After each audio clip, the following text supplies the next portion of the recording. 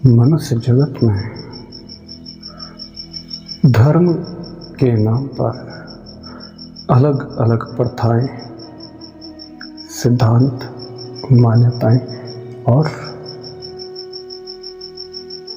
व्याख्यानों का प्रचलन जारी रहा है।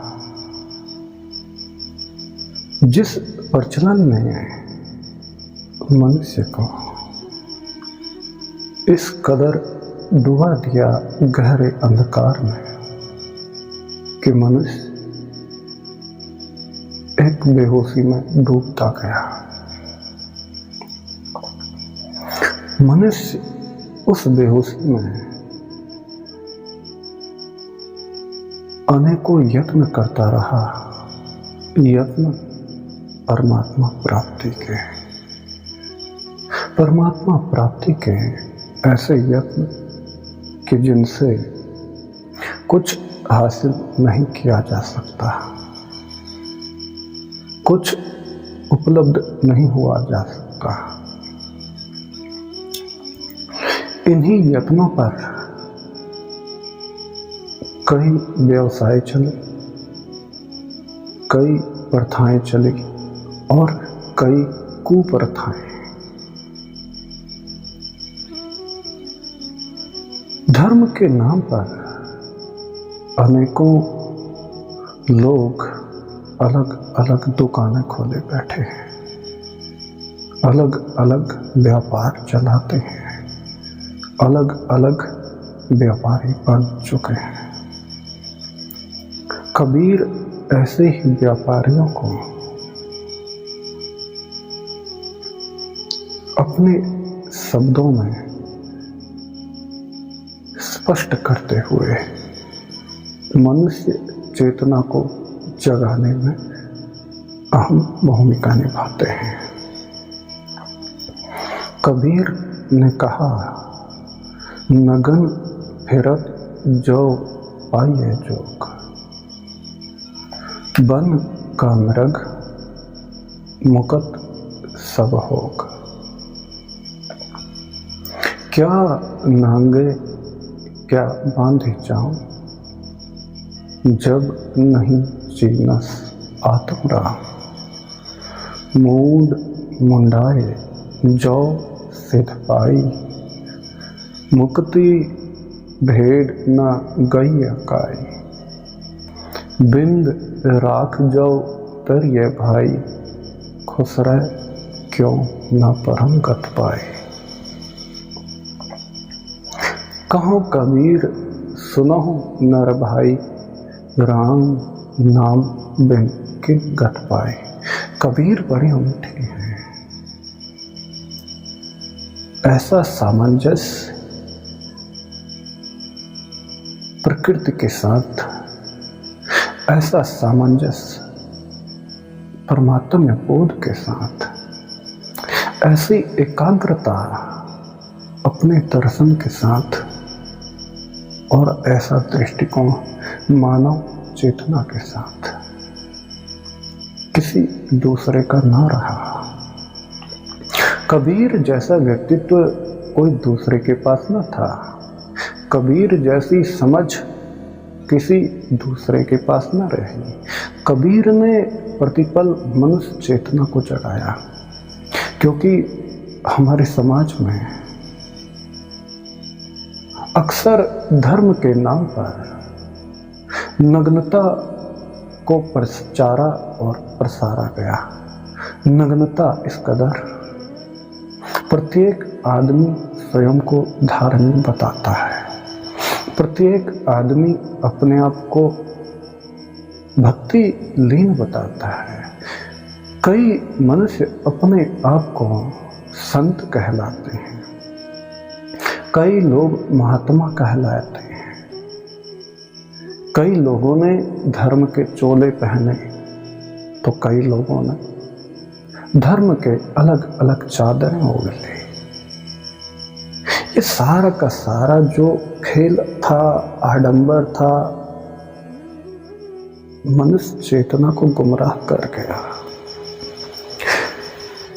धर्म धार्मिकता के नाम पर मनुष्य को अक्सर गुमराह कर दिया गया, मनुष्य को डुबा दिया गया गहरे अंधकार में। कुछ पुजारियों ने, जो मुसलमानों के हैं, हिंदुओं के हैं, सिखों के हैं, ईसाइयों के हैं, बुद्ध और जैनों के अपने पुजारी हैं, उनके ढंग थोड़ा अलग है।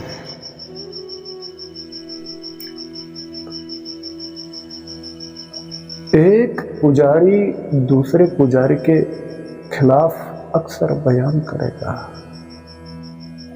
एक पुजारी दूसरे पुजारीवाद को नग्नता की तरफ अग्रसर करेगा, एक धार्मिक संगठन दूसरे धार्मिक संगठन में कमियां ढूंढता है, उनकी बुराइयां करता है, लेकिन स्वयं में छिपी जो नग्नता है उसको कभी स्वीकार न कर पाया। मनुष्य पूर्ण रूप से नग्न है। मनुष्य क्या, प्रत्येक जीव नग्न है, लेकिन हमने भ्रांति पाल ली कि हमने कपड़े पहन रखे हैं। कुछ कपड़े सामाजिक हैं, कुछ राजनीतिक हैं, कुछ राष्ट्रवादी हैं, कुछ धार्मिक हैं, कुछ अधार्मिक हैं। सभी के अपने अपने कपड़े हैं, अपने अपने ढंग हैं, अपने अपने तौर तरीके हैं, लेकिन कपड़े सभी के हैं। कपड़े अलग अलग रंग के हों, अलग अलग ऊन से बने हों, अलग अलग डिजाइन में हों, लेकिन हैं सभी के ओढ़े हुए कपड़े। जो अपने को संत कहता हो, जो अपने को धार्मिक कहता हो, इनसे बड़ा नग्न कोई दूसरा ना मिलेगा, क्योंकि इनके पास जो नग्नता है वो मानसिक है, बौद्धिक है, राजनैतिक है, कूटनैतिक है। इनके पास कटुता ही कटुता है। अधार्मिकों के प्रति इनके पास स्पर्श नग्नता से भरा है, दृष्टिकोण नग्नता से है, वाक शैली पूरी नग्नता से भरी है। इनका स्पर्श और श्रवण भी नग्न है। इसलिए ऐसे नग्न लोगों को कबीर कहते हैं, नगन फिरत जो पाइए जोग। कहते हैं कबीर, तुम लोगों से कहते हो कि तुम कहते तो हो कि परमात्मा को उपलब्ध होना है, परमात्मा को पा लेंगे, इसलिए तुम कपड़े उतार लेते हो, नग्न घूमते हो, आडंबर रच लेते हो, लेकिन तुम फिर कहते हो कि यह हमारा योग है, हमारा योग साधना है। अलग अलग योग साधनाओं के नाम पर तुम नग्न फिरने की बात करते हो। अगर कोई आदमी नग्न घूमने लग जाए, हमारा समाज उसके विरोध में खड़ा होगा, उसको स्वीकार नहीं कर सकता।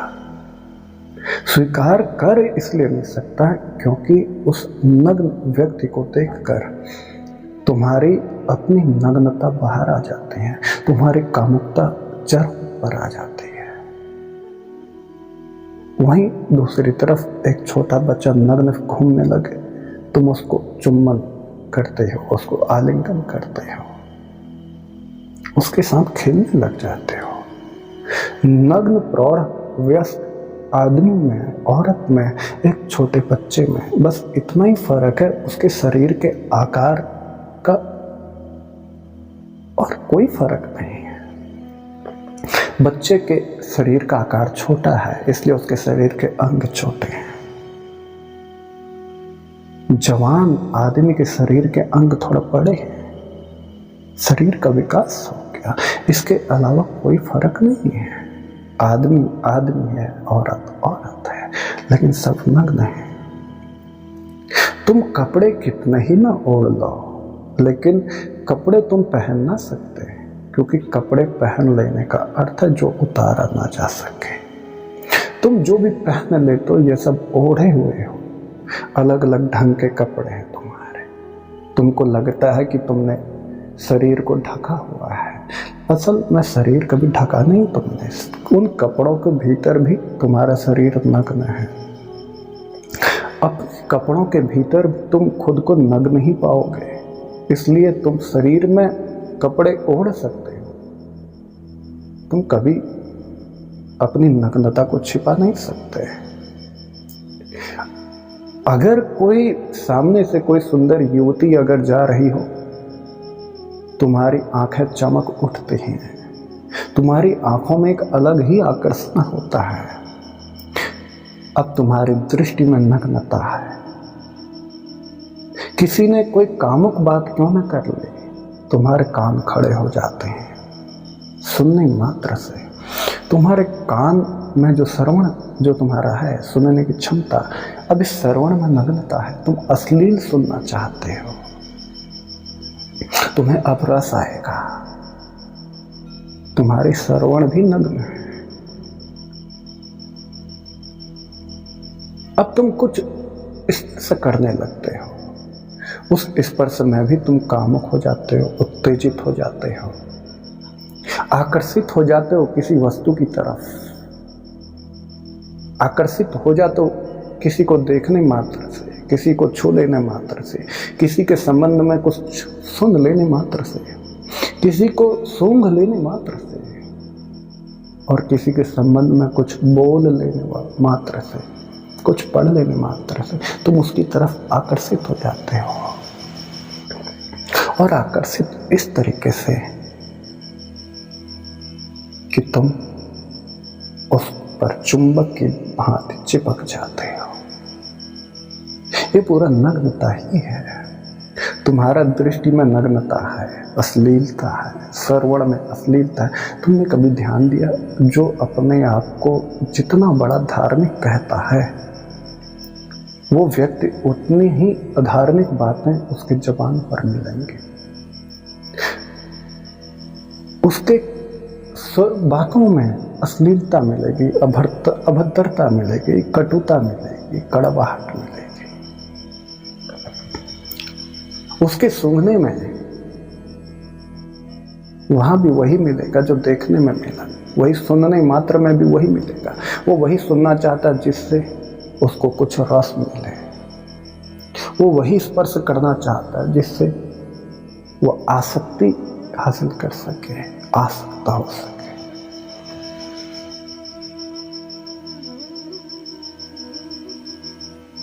तुम हैरान हो जाओगे, तुम्हारा पूरा जीवन नग्नता से भरा है, और फिर कहते हो कि तुम धार्मिक हो, तुम संत हो।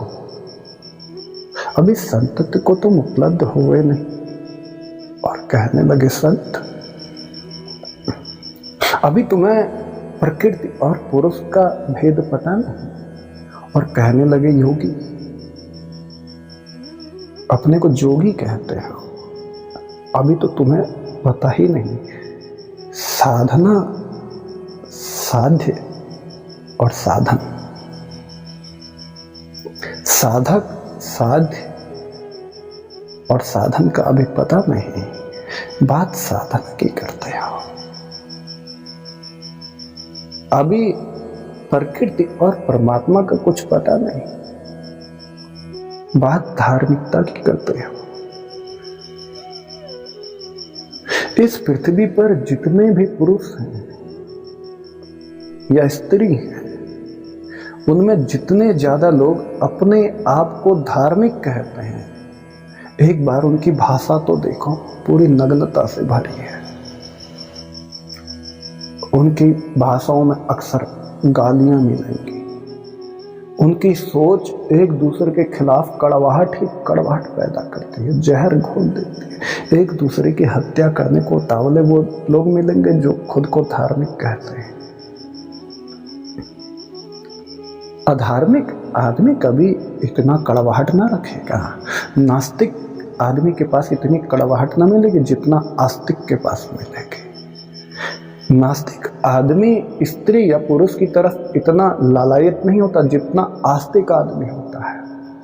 आस्तिक आदमी ऊपर ऊपर से सुंदर कपड़े ओढ़ लेता है, लेकिन कपड़े ओढ़ लेने मात्र से वो दूसरे की तरफ कामुक भी उतना ज्यादा होता है, क्योंकि वो कुछ छिपा रहा है, छिपाने की कोशिश करता है। क्या कुछ छिपाने योग्य इस जीवन में है?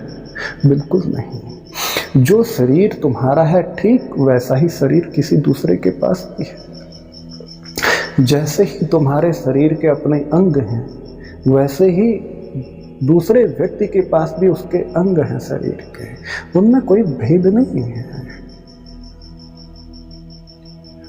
बस तुम्हारे शरीर में और दूसरे के शरीर में थोड़ा आकार का फर्क हो सकता है, थोड़े रंग अलग हो सकते हैं, इससे ज्यादा कोई फर्क ना मिलेगा। लेकिन अब तुम किसी की तरफ भागने लगते हो, इसलिए तुमने देखा रास्ते में कोई स्त्री जाती हुई दिखी नहीं कि तुम उसकी तरफ आकर्षित हो जाते हो, लालायित हो जाते हो, कामुक हो जाते हो, उत्तेजित हो जाते हो। अगर यही स्त्री अगर नग्न घूमने लग जाए तो तुम उसकी तरफ आकर्षित न हो पाओगे, क्योंकि वही स्त्री तुम्हारे बिस्तर पर भी है। अगर कोई आदमी नग्न घूम रहा हो, तुम हो सकता उस समय उसकी हत्या कर दो, लेकिन वही आदमी तुम्हें अगर अकेले में शांत में मिल जाए तुम उसकी तरफ कामुक हो जाते हो। ये कैसी धार्मिकता, ये कैसी संतति, ये कैसा संतत्व और कैसा ये योग। अभी तुम्हें पता नहीं संभोग का, अभी तुम्हें पता नहीं काम का, और बात करते हो परमात्मा के। कामनाओं से तुम अभी भरे पड़े हो, कामुकता में तुम तल्लीन हो और बात करते हो काम के बोध की। Sex and sexuality both are different. काम और कामुकता एक नहीं है, बल्कि दोनों अलग अलग हैं। लेकिन तुम कामुकता को काम समझ बैठे, सेक्सुअलिटी को सेक्स समझ बैठे हो, इसलिए तुम अक्सर एक दूसरे की तरफ लालायित होते हो।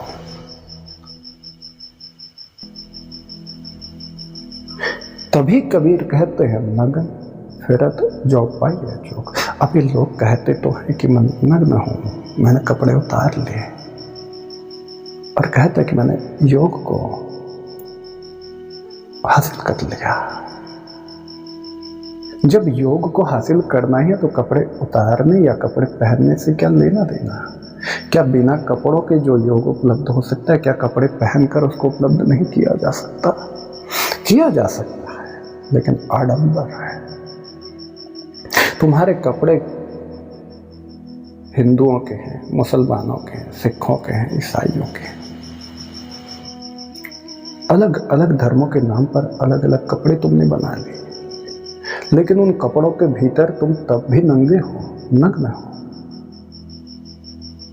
कपड़े तुम कैसे भी पहन लो, कैसे भी ओढ़ लो शरीर में, लेकिन उन कपड़ों के भीतर तुम्हारी नग्नता छिपी नहीं।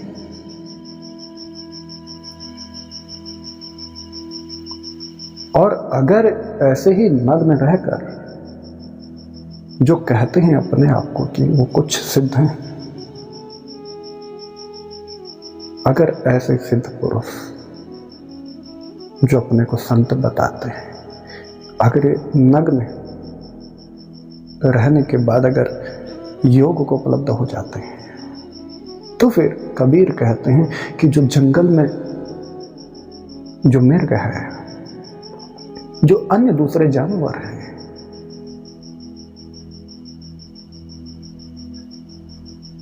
कहते कि वो तुमसे पहले उपलब्ध हो जाएंगे परमात्मा को, तुमसे पहले वो युज्म को जान लेंगे, पुरुष और प्रकृति को जान लेंगे, प्रकृति और परमात्मा को उपलब्ध हो लेंगे।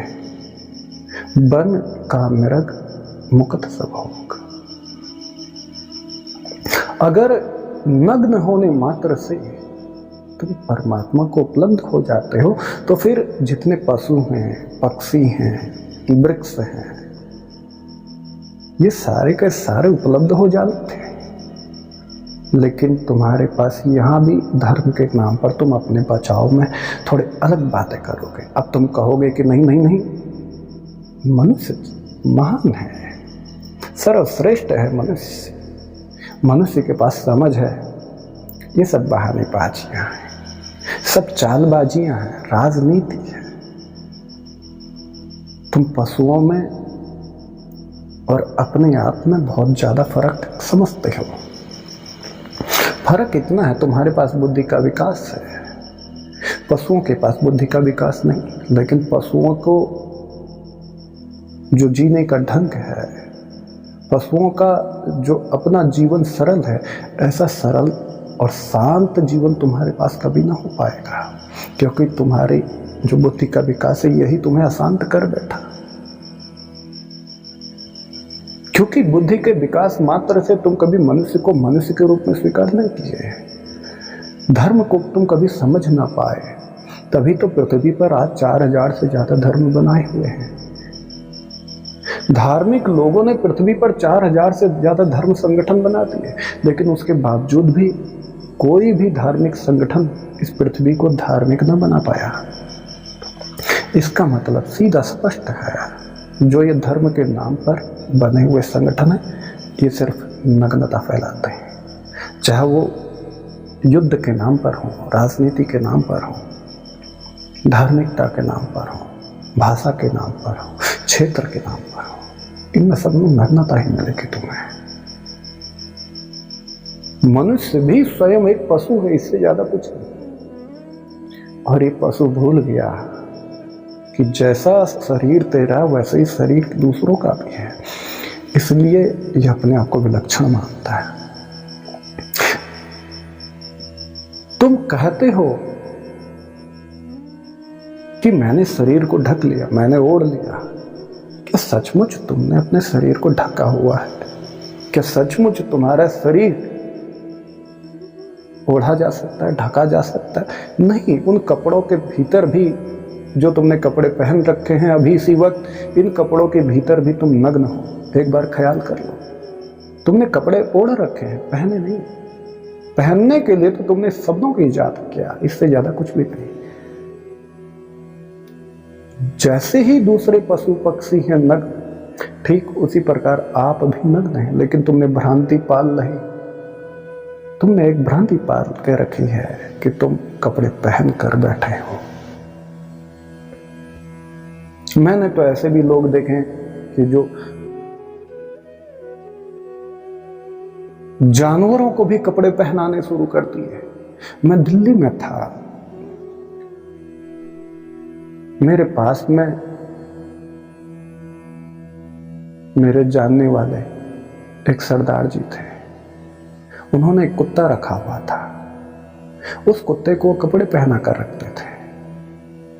एक दिन मैंने उनसे पूछा, बोला तुम तो कपड़े पहनते हो, तो कुत्तों को कपड़े पहनाने का क्या मतलब? क्या बात कुत्ते में भी कोई, क्या पता कोई विलक्षण गुण हो? लेकिन हैरानी की बात, कुत्तों को ऐसे कपड़े पहनाए जा रहे हैं जैसे मनुष्य हो। तो फिर ये भी हो सकता है उसी कुत्ते को आने वाले समय में, भविष्य में, आज नहीं तो कल, कभी ना कभी भविष्य में हो सकता है कि तुम कुत्तों के भी विवाह के रिश्ते देखने शुरू कर दो। जिस प्रकार मनुष्य विवाह के नाम पर अलग अलग रिश्तों की परख करने लगता है, हो सकता है तो बंदरों के, कुत्तों के, अन्य किसी जानवरों के भी रिश्ते ढूंढने शुरू कर दो। तुम्हारे पालतू जानवर हैं, एक गली में घूमने वाले, एक जंगल में रहने वाले पशु में और तुम्हारे घर में बंधे हुए पशु में कोई ज्यादा फर्क नहीं है। फर्क है तुम्हारी सोच में, तुम्हारी समझ में। एक तुम्हारा अपना घर का है, एक पड़ोस का है, एक जंगली है। अगर तुम भेदभाव करने ही लगे तो तुम कौन से सामाजिक हो, कौन से धार्मिक हो? तुम भी फिर जंगली हो। तुम में और जंगल में रहने वाले पशु में कोई फर्क नहीं। क्योंकि तुम्हारे पास अभी प्रेम है। जंगल में रहने वाले पशु के पास प्रेम मिलेगा, लेकिन समाज में रहने वाला जो मनुष्य रूप का जो पशु है, इसके पास कभी प्रेम ना मिलेगा। इसके पास नफरत, क्रूरता के अलावा और कुछ ना मिलेगा। इसीलिए जो व्यक्ति नग्न घूम रहा है उसमें और तुम्हारे में कोई फर्क नहीं है, क्योंकि तुमने कपड़े ओढ़ रखे हैं, लेकिन उन कपड़ों के भीतर तुम भी नग्न हो।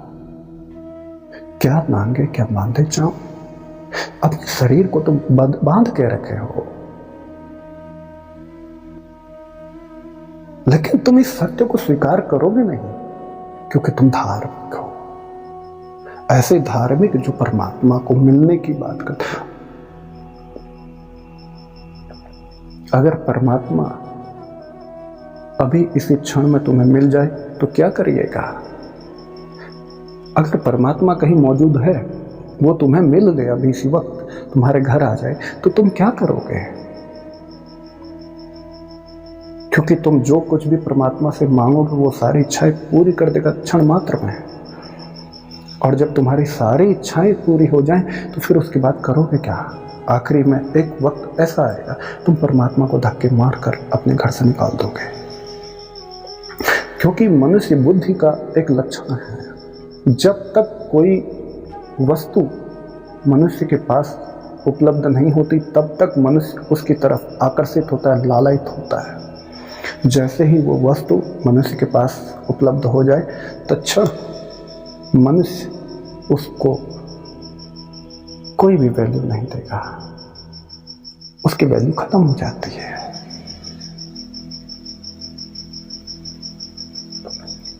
तुम यही करोगे, परमात्मा को भी धक्के मार कर निकाल दोगे।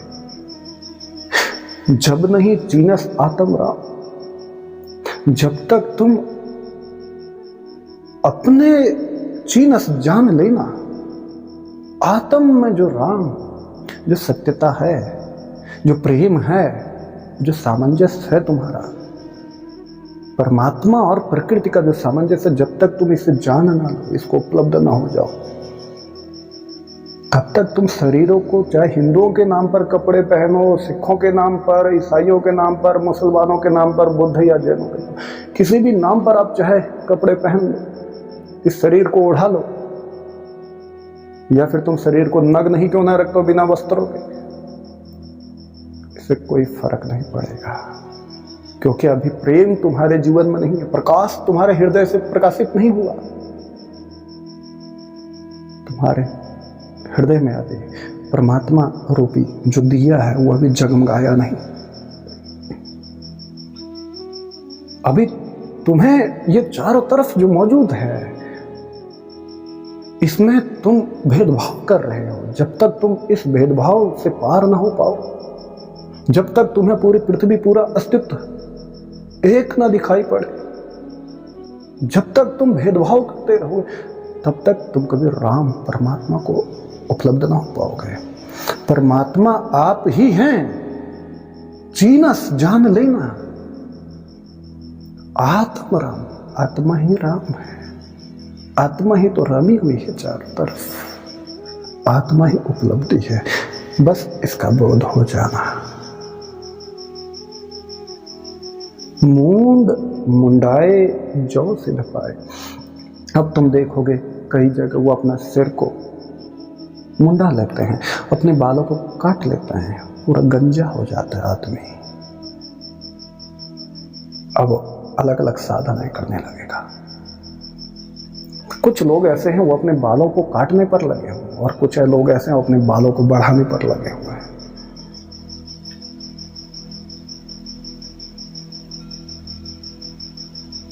एक आदमी अपने सिर को पूरा गंजा कर देता है।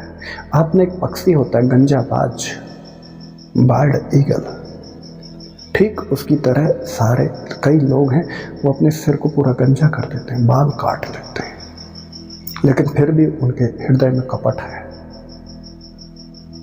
खुद को धार्मिक बताते हैं, लेकिन हृदय में अभी भेद है, अभी आसक्ति है, अभी बंधन है किसी धर्म के प्रति, किसी शास्त्र के प्रति, किसी धार्मिक स्थान के प्रति। क्या सच में कोई धार्मिक स्थान है इस पृथ्वी पर, इस अस्तित्व में, इस अंतरिक्ष? क्या कोई अगर धार्मिक स्थान कहीं हो तो दूसरी तरफ कहीं पर अधार्मिक स्थान होना भी निश्चित है। लेकिन तुम मुझे कहीं कोई अधार्मिक स्थान दिखाओ, कहीं ना दिखा पाओगे। और अगर तुम कहीं पर कोई धार्मिक स्थान दिखाते हो तो वहां भी तुम्हें अधर्म की संज्ञाएं मिलेंगी, वहां वही चीजें मिलेंगी जो बाहर है। एक आदमी, मैं दिल्ली में था, वो अक्सर अपने धार्मिक स्थान पर आता। धार्मिक स्थान पर आते ही उसने कई प्रकार की सेवाएं कर दी, लोगों को चाय पिलाना, पानी पिलाना, लोगों को खाना खिलाना, लोगों के कई बार वो हाथ पैर भी दबा लेता था। एक दिन वो धार्मिक स्थान के बाहर गया, उसके सामने एक लड़के ने भीख मांगी। भूखा था बेचारा, उसने कहा अगर पैसे नहीं दे सकते मुझे भोजन दे दो, मैं भोजन कर लूंगा। वो आदमी एकदम से चिल्ला कर बोला, अगर खाना खाना है तो अंदर जाओ, मुझसे क्यों मांगते? अब ये आदमी किस बात का धार्मिक? इसका मतलब तुम्हारी धार्मिकता भी दिखावटी है, बनावटी है। धार्मिक स्थान जिसे तुम कहते हो वहां तुम्हारी धार्मिकता कुछ और है, मार्केट में, शहर में कहीं और है, सड़क पर कहीं और कुछ और है, घर पर तुम्हारी धार्मिकता कुछ और है। तभी तो जितने भी धार्मिक लोग अपने आप को बताते हैं उनके मुंह पर अक्सर गाली गलौच मिलती है। बड़े बड़े धर्म ग्रंथों, शास्त्रों और किताबों को पढ़ने वाले जो लोग हैं, ये हमेशा जिस स्त्री की योनि से ये जन्म लेता है इनका शरीर, जिस स्त्री की जननेंद्रिय से तुम्हारा जन्म होता है, सबसे ज्यादा गालियां तुम स्त्री के जननेंद्रिय को ही देते हो। खास तौर पर जितने व्यक्ति अपने को धार्मिक कहते हैं, वो चाहे फिर किसी भी धर्म का धार्मिक व्यक्ति अपने आप को क्यों ना बताता हो, जिस स्त्री के योनि से तुम्हारा विकास हुआ उसी स्त्री की योनि को तुम किसी न किसी रूप में गालियां देते हो, तो फिर तुम्हारे पास धार्मिकता क्या? खाक। अभी तुमने स्त्री के इतने परमात्मा की ऐसी अनूठी रचना, जो स्त्री योनि से एक महान शरीर का जन्म होता है, विकास होता है, अभी तुम इसे ना समझ पाए। तभी तो तुम माँ बहन की गालियों में अक्सर स्त्री की जननेंद्रिय को गाली, अपशब्द बोलते हो। तुम भूल जाते हो तुम्हारे गुरु, पीर, पैगंबर, संत, सूफी इत्यादि जितने भी हैं, ऋषि, महर्षि, ये सारे के सारे जितने भी लोग हैं, इनका जन्म भी स्त्री की योनि से हुआ है, और तुम गाली उसी स्त्री की योनि को देते हो। कैसे धार्मिक हो तुम? तभी तो तुम कोई अपने बालों को बहुत बड़े बड़े लंबे कर देते हैं, और कई लोग ऐसे हैं वो अपने बालों को काट काट कर बिल्कुल गंजे हो जाते हैं, लेकिन उनके दिल में वो कपट कभी दूर नहीं होता। एक दूसरे धर्म के प्रति तुम्हारी ईर्ष्या, नफरत, एक दूसरे आदमी के प्रति तुम्हारे दिल में कड़वाहट खत्म नहीं होती। तभी तो पृथ्वी आज अधार्मिक है। धार्मिकता के नाम पर 4000 पागल खाने बन गए इस पृथ्वी पर। इन 4000 पागल खानों ने मनुष्य को गुमराह कर दिया। परमात्मा के नाम पर नकली परमात्मा बनाया सभी ने। 4000 धर्म के नाम पर बने हुए जो संगठन है, इन्होंने सभी ने अपने अपने नकली परमात्मा बना दिए। अपने अपने परमात्मा के नाम पर अलग अलग इनके कपड़े होते हैं, अलग अलग इनके नियम होते हैं, अलग अलग इनके धर्म ग्रंथ, शास्त्र और किताबें होती हैं।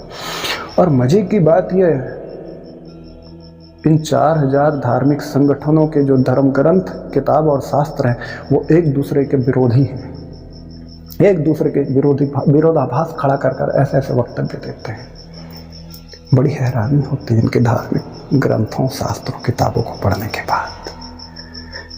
जिन्हें तुम धार्मिक स्थान कहते हो, वहां पर रहने वाले जो आदमी हैं, सबसे ज्यादा माँ बहन की गालियां देने में वही लोग अपनी प्रमुखता रखते हैं।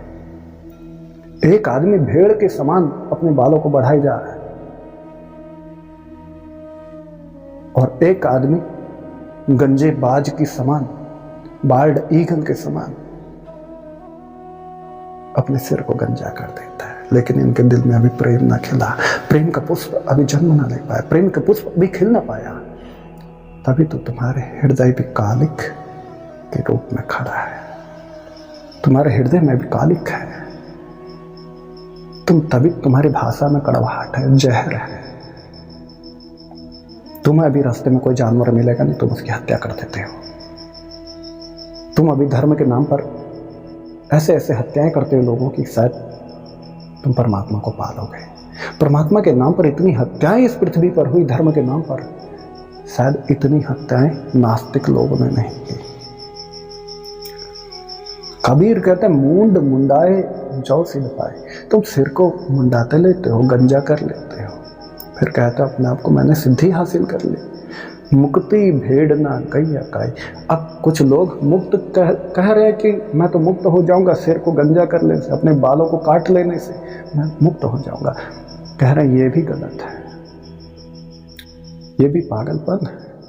और कुछ लोग मुक्ति भेड़ ना गई अकाई, वो भेड़ के समान अपने बालों को बढ़ाए जा रहे हैं। ये लोग भी कभी उपलब्ध नहीं हो सकते परमात्मा को, क्योंकि अभी तुम्हारे दिल में कपट है, क्योंकि तुम्हारे दिल में अभी तक परमात्मा का दिया जो है वो खिल ना पाया। तुम उसको, अपने दिए को तुम अभी प्रकाशित न कर पाए।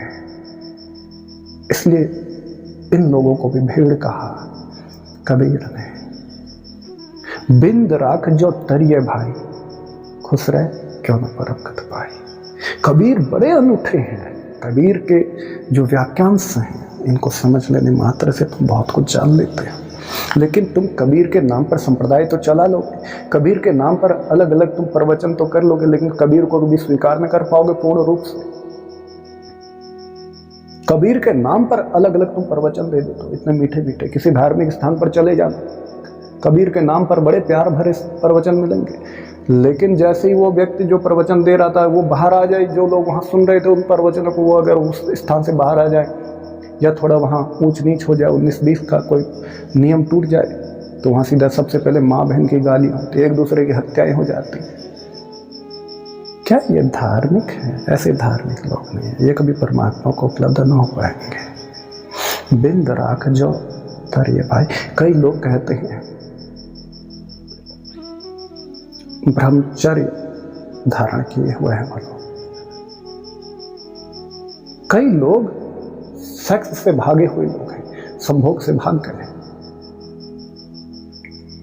वो कहता है कि मैं ब्रह्मचारी हूं, वो कहता है कि नहीं नहीं मैं ब्रह्मचर्य को हासिल उपलब्ध हो चुका हूं। ब्रह्मचर्य को मतलब ये नहीं है कि आपने आपके जो शरीर में जो वीर्य है उसको इकट्ठा कर लिया, उसकी मात्रा बढ़ा लिया, ऐसा कभी नहीं होगा। अगर इतनी मात्रा बढ़नी है वीर्य, तो तुम्हारे शरीर में कोई 50 लीटर का एक डब्बा रखना था परमात्मा को, अब तक भर चुका होता। तुम्हारी जो सेक्स एनर्जी है तुम्हारी आंखों से निकलती है, तुम्हारे कानों से निकलती है, तुम्हारे स्पर्श से, तुम्हारे बोलने से, तुम्हारे शरीर के अलग अलग रंध्रों से बाहर लगातार बह रही है। लेकिन तुम कहते हो कि नहीं नहीं वीर्य इकट्ठा करना है। ब्रह्मचर्य के नाम पर तुमने अलग पाखंड बनाया। ब्रह्मचर्य का मतलब है ईश्वर जैसी चर्या। ईश्वर जैसी चर्या अभी तुम्हारे पास है नहीं, ईश्वर की तरह तुम रहते नहीं हो। ब्रह्म मतलब होता ऐश्वर्य है। चर्या का मतलब रहन सहन। ऐश्वर्य जैसा तुम्हारा रहन सहन, परमात्मा जैसा तुम्हारा रहन सहन होगा कैसे? क्योंकि तुम तो अभी रोके पड़े हो अपनी सेक्स ऊर्जा को। तभी तो तुम ध्यान देना, जो व्यक्ति अपने आप को ब्रह्मचारी कहता है वो व्यक्ति उतना ही क्रूर मिल जाएगा। वो शांत रहेगा कुछ क्षण मात्र के लिए, वो दिखाने के लिए कहीं कुछ देर शांत रहेगा, लेकिन उससे उतना ही खतरनाक रहते हैं वो लोग, उतने अशांत रहते हैं मानसिक तौर पर। उनके अलग अलग इंद्रियां अक्सर कामुक हो जाती हैं। सेक्स एक धारा है, एक प्रवाह है, एक नदी है, उसमें उतरा जा सकता है। मैं तो कहता हूं कि finding God through sex, sex के जरिए परमात्मा को उपलब्ध हुआ जा सकता है। लेकिन तुम सेक्स से डरे हुए लोग हो। अब कई लोग उस सेक्स में उतरते तो हैं, लेकिन वो सेक्सुअलिटी में भाग जाते हैं। कई लोग कहते कि नहीं नहीं हमें सेक्स का पता है, लेकिन वो लोग सेक्स के नाम पर सेक्सुअलिटी में लिप्त मिलते हैं। सेक्सुअलिटी में जो लिप्त होगा उसको कभी ये पता नहीं होगा कि स्त्री के शरीर से कितने प्रकार की गंध निकलती है और पुरुष के शरीर से कितने प्रकार की गंध। कई लोग तो ऐसे भी हैं, वो बूढ़े हो जाते हैं, उनके कई कई बच्चे पैदा किए हुए होते हैं, लेकिन उनको यही नहीं पता कि स्त्री के शरीर में कितना पसीना निकलता है, किस क्षण में कौन सा पसीना निकलता है, पुरुष के शरीर में कौन सा। कहते वो सेक्स में उतरे, संभोग में उतरे, असल में वो वासनाओं से ग्रसित हैं, अलग अलग कामनाएं हैं उनके पास, लिप्त हैं बेचारे सेक्सुअलिटी में, कामुकता में। तभी तो ब्रह्मचर्य, ईश्वर जैसी चर्या उनका जीवन है ही नहीं। ईश्वर जैसा होना चाहिए तुम्हारा जीवन, बिंद राख जो तरिए भाई। तभी तो जैसे ही आप भ्रमण करोगे, परमात्मा की जैसी तुम्हारी चाल हो, परमात्मा की जैसी तुम्हारी बोली हो, परमात्मा के जैसा तुम्हारा श्रवण हो, परमात्मा का जैसा तुम्हारा स्पर्श हो, लेकिन तुम्हारे पास ऐसा न मिलेगा, क्योंकि तुमने ब्रह्मचर्य का मतलब कुछ और समझ लिया। अगर ऐसा ही है, वीर्य इकट्ठा कर लेने मात्र से परमात्मा उपलब्ध हो जाए, परमात्मा को तुम प्राप्त कर सको, तो कबीर कहता है खुश रहे क्यों ना परम गति पाए।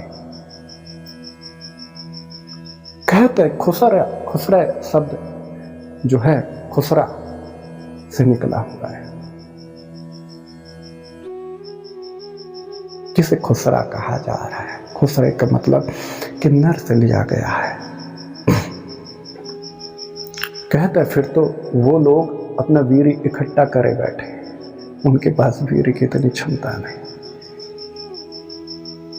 फिर तो वो लोगों को परम गति हो जानी थी, परमात्मा के समान उनकी गति होनी चाहिए थी। बिंद राख जो तरिए भाई, अरे भाई, अरे मेरे मित्र, हे मेरे सखा, अगर वीर्य को इकट्ठा कर लेने मात्र से तुम अगर परमात्मा उपलब्ध कर लो, तो फिर जो खुसरा है उसको तो बहुत पहले ही परमात्मा की उपलब्धि हो जानी चाहिए,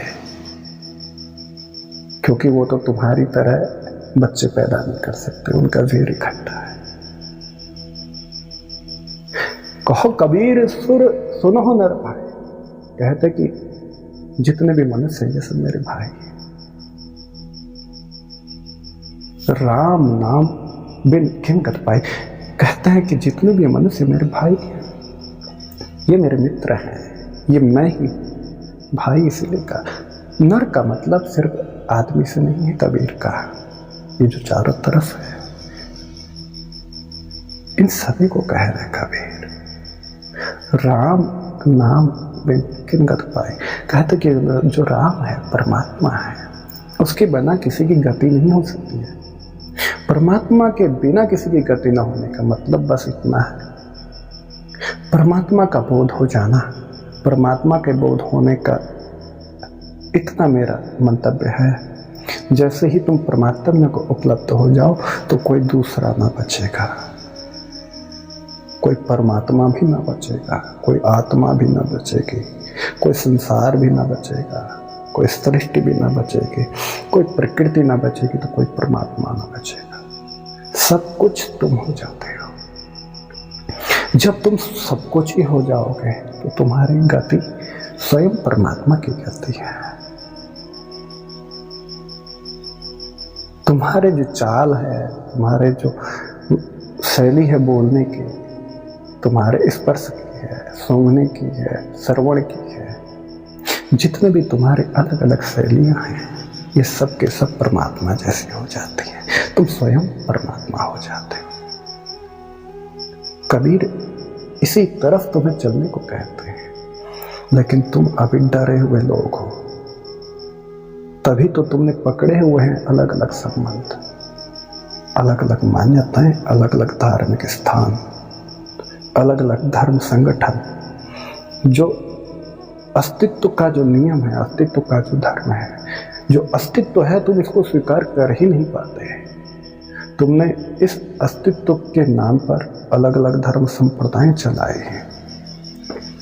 उन संप्रदायों के नाम पर तुमने मनुष्य को टुकड़े टुकड़े में बांट लिया, इस पृथ्वी को तुमने टुकड़े टुकड़े में बांट लिया, भाषा भाषा के नाम पर बांट लिया, धर्म धर्म के नाम पर बांट लिया, मनुष्य को तुमने तोड़ मरोड़ कर गुमराह कर दिया। तो तुम कैसे धार्मिक हो? जो व्यक्ति किसी दूसरे में भेद करने लग जाए वो व्यक्ति धार्मिक नहीं, वो धर्म के नाम पर व्यापारी होता है। उसने कपड़े पहने नहीं है, उसने कपड़े ओढ़े हैं लेकिन कपड़ों के भीतर भी वो नग्न है। ठीक उसी प्रकार जिस प्रकार दूसरे जीव जंतु हैं, पक्षी हैं, वनस्पतियां हैं, ऐसे बोध को जो उपलब्ध हो वही परमात्मा है। ऐसे परमात्मा चेतना को मैं प्रणाम करता हूँ।